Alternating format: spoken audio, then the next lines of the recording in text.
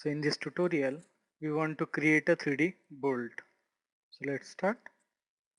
So we are in 3D modeling already. So at first we will create a polygon. Suppose we want to create a bolt of M24. That means we will have to create a polygon of 48 dimension. That is face to face distance is 48. So we will say number of sides of 6. Then center of polygon. And we will take circumscribe because it is a face to face distance. And the radius is 24. So just double click the roller. So I don't want this icon in between. So I will see use this icon, no origin, N, enter. So polygon is ready. So now I will extrude the polygon. So before that I will switch to southeast isometric. Now I will extrude this polygon by 24, right? So extrude, select polygon, enter, give the height, give the direction and give the height. 24 height I want to give. So this polygon is ready. Now I have to create a triangle here, revolve it and cut it to give the top radius to it. So to create that triangle, I have to align my UCS to this plane here inside. So I will go to view. I will see UCS and give the 3P option, 3 point. Then he's asking new origin point. So I will say here, I want X direction to be in this direction and Y in this direction. So my XYZ is aligned as per that. So I will here now create a polygon using create a triangle using polyline. So I will go back to home. Then I will take polyline. I will create one line here of some distance. Suppose I will take that distance as 5. Then I will create one more vertical line here of suppose 3 distance. Then I will connect it to this endpoint. Okay, so this triangle is ready. So these two lines are different. So I will connect it using pedit command. P select polyline edit, then join, select, enter and escape. So this triangle is ready for revolution. So I want to revolve around the center of this hexagon. So I will just create one line there for reference so that I will be able to revolve it easily. So we'll just connect the front points by a line command so that I can locate the points, center point, to locate the center point. So I will create one vertical line from here to here. Then I will erase these lines. I don't want these lines. So this line is there. So I want to revolve this triangle around this line. So I will say extrude, click on extrude, select revolved. Then select object to revolve is this triangle, enter. Then around which axis? Endpoint of this and the endpoint of this line. Two endpoints are in 360 degrees. So this top ring is created. I will just see it in conceptual visual style. So how it look like. So this top ring is ready. So I have to subtract now this top ring from the hexagonal block. So I will just say subtract. So select object from which to be subtracted, hexagonal block, enter what is to be subtracted, this ring. Then press enter. So this shape we have got here, the nut shape. So next step is to create a shaft. So we will go back to view and shift our uses to top and we will create a circle here of our circle M24, that means 12 radius. So this circle is ready. So we will just press pull or extrude. We can press pull or extrude, both way it is possible. So we will go to home and we will just press pull this entire circle. Okay, we have to click on the circle actually. So we'll just say press pull. go inside the circle, click and give the height. So you can define the height as per your requirement, whatever height you want. Suppose we want a height of 75 or suppose 100 we will take it. So this 100 is defined here.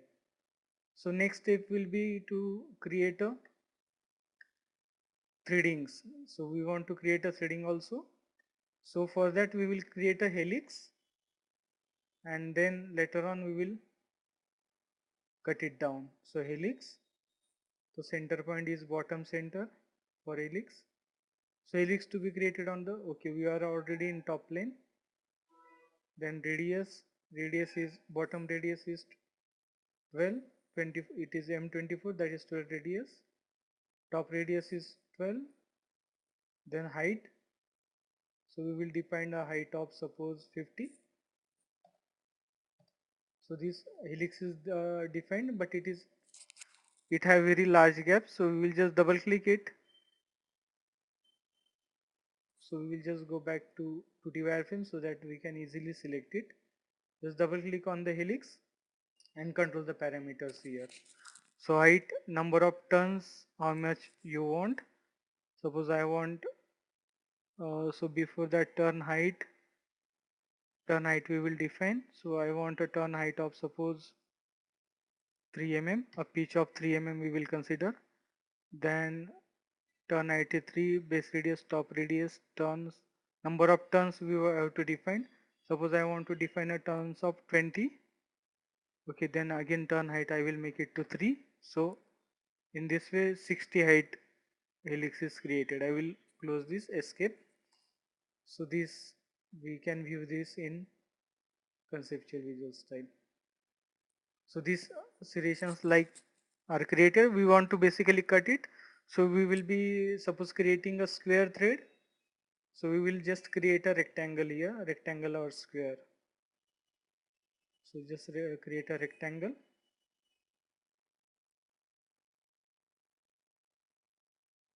Square, we will take the dimension, suppose. Dimension we want it to be of 3 by 3. 3 by 3, click. So this square is created here. So this square is here. So we'll just move it nearer to our bolt so that we can do the work properly. Okay, we'll just pan it, zoom. Now we want to cut these square threads. So we'll just say sweep, select this square. I think it will be a larger size. We will just reduce it down to upscale, scale it to 0.5 so that it will become of 1.5 by 1.5, 0.5. Okay, now we will sweep it, sweep this square, enter, the path is this line, helix line. Just click on that. So it has created helix like this. Okay, so this is like an external thread. So we will just subtract this so that we will create a serration on the bolt shaft. So we will say subtract. So I want to subtract from this bolt shaft, enter. What I want to subtract, this helical sweep, enter.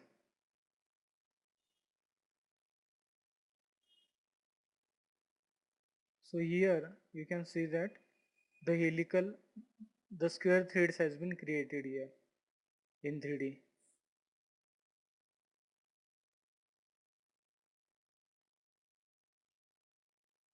So in this way, the square threads are created in 3D.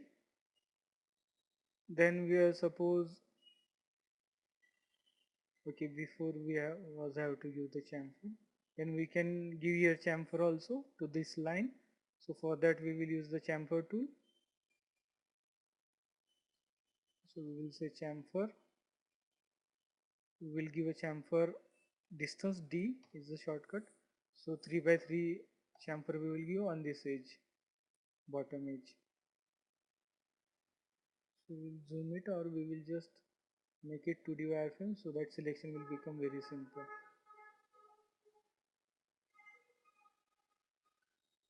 Okay, so this bottom edge we want to chamfer, so we will say chamfer. We already set the distance, so we will just select this edge, then enter, then 3 by 3, select the bottom edge, enter. So the chamfer is created, we will just see it in 3D wireframe, conceptual visual style. So in this way, we will just erase this sweep helix so that it can be viewed properly. So in this way, our 3D bolt is ready with threading and chamfer at the bottom. So in this way, you can make bolt in AutoCAD. Thanks for joining. We will stop here. Thanks.